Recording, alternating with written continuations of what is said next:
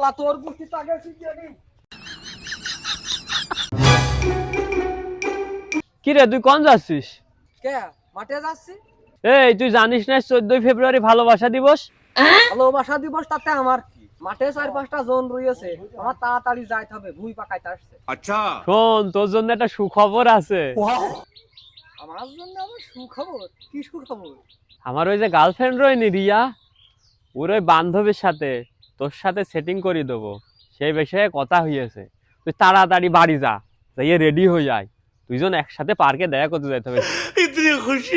সত্যি তুই সেটিং করে দিচ্ছি? মাঠে যাওয়ার গোষ্ঠী শুধু জন্ম জাহান নামে যায়, আমি এখনই দেখতে যাই।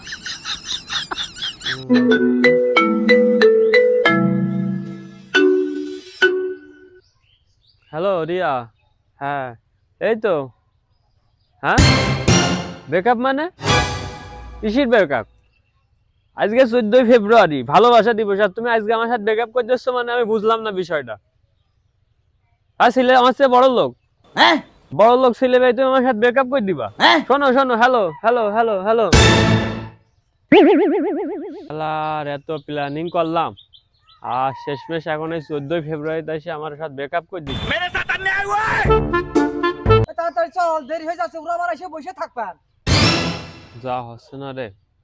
শালা এখন কি ইয়ার কি মারার সময়? চল চল। এই বন্ধু সত্যি বলছি, যা হচ্ছে না। রিয়া কেবল ফোন দিয়ে আমার সাথে ব্রেকআপ করে দিল। কি বললে শালা? ব্রেকআপ হয়ে গিয়েছে মানে?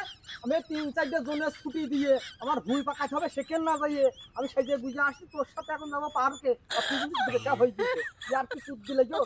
भारी मिस्टेक हो गया सर। শালা তোর বুদ্ধি তো আগে শিখিয়ে নি।